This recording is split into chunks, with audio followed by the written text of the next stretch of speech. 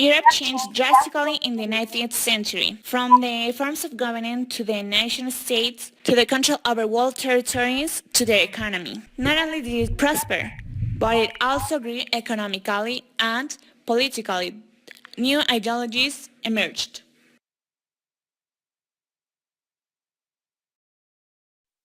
Nationalism can be defined in three terms: patriotism, identity, and fight for your nation.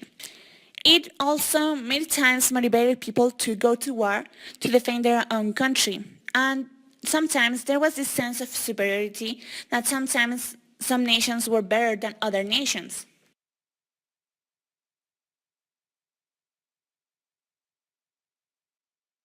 Imperialism is a type of government that seeks to increase its size either by forcing through war or influencing through politics other countries to submit to their rule. It is also the intention of domination of the political, economic, and social life of the people of a particular nation. Which factors facilitated imperialism? Well, one is that the Europeans had much more technology and they were more advanced in that sense. They had more weapons that served them well when it came to fighting against Africans, for example. And also there was this big European sense of superiority. They believed themselves to be a superior race that had to teach other poor people how to live and their own religions, their culture, and etc. Other factors that also affected or influenced imperialism. These were nationalism, the concept of social Darwinism, and the fact that European countries seek to have more power than its competition. Imperialism in Europe. Imperialism is a policy of extending a country's power and influence through colonization, use of military force or other means. Imperialism appeared mainly because there was this huge competence between many European countries in which they wanted to be the best. Like social Darwinism said, there was this survival of the fittest and they all wanted to be the ones to survive, which is why they seeked other continents, countries in which they could get workers without having to pay them. Like in Africa, the people there were basically slaves, so it was a big bonus for the Europeans because they didn't have to pay them anything. What country dominated the imperialism? That's easy, England. Why? They had the strongest navy in the world at the time. They had the world's strongest industry and a great army. Another country that also dominated imperialism in that century was France. They also had a very strong navy and they were politically evolved, so to speak. And even though they believed in liberalism, they also wanted a piece of the cake that was Asia and Africa.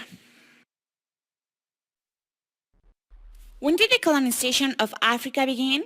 Well, European nations colonized Africa from the late 19th century until the middle of later 20th century. Although Europeans have had contact with many parts of Africa much longer than this, for example, through the Atlantic slave trade, they did not impose a formal rule or law over Africa until this time period. Colonization in Africa began when Europeans and some Africans learned about it through travel books and newspapers. The Europeans who entered this chase, so to speak, were the explorers, the missionaries, and humanitarians who opposed the slave trade. There is a fun tale that says how Congo was discovered and in turn conquered by King Leopold II. It began with David Livingstone, who came from Scotland and traveled all the way to Africa to find the source of the Nile.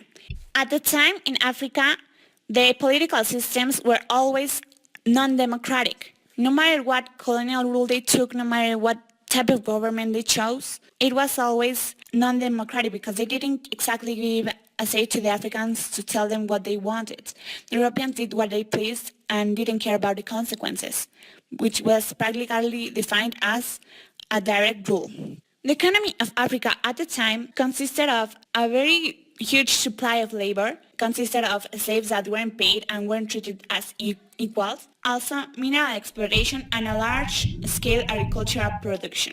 The primary colonial economic activity and revenue generation was large-scale farms owned by Europeans. Many things that were produced were coffee in Angola, tea in Kenya, and tobacco and beef in southern Rhodesia, aka Zimbabwe. The demand for Asian products drove Western imperialists to seek for possession of Southeast Asian lands.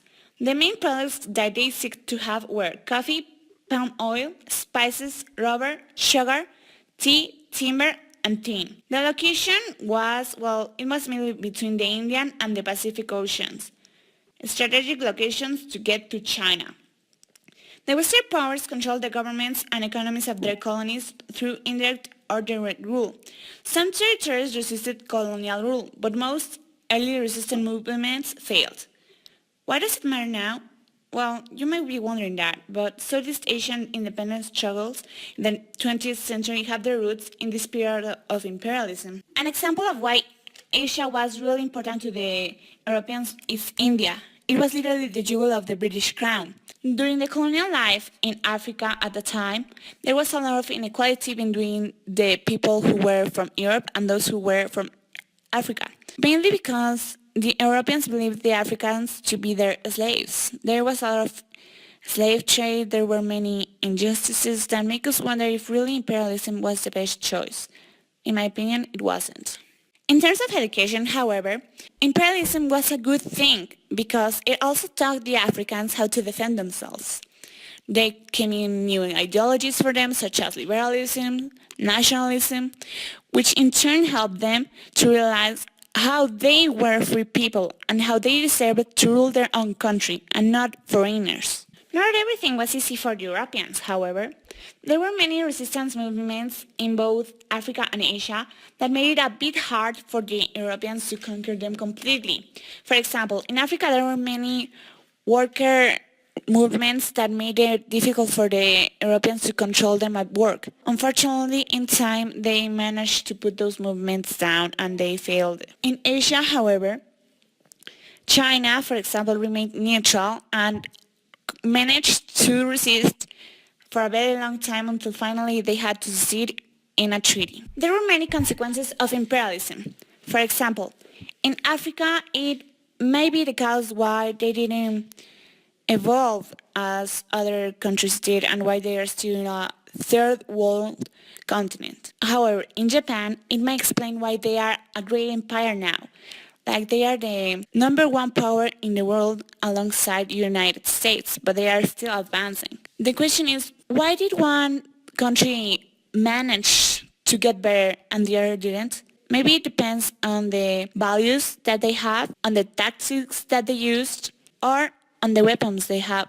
Everything ended for the Europeans when suddenly there was this light in the mind of the Asian and African people, nationalism and their quest for independence.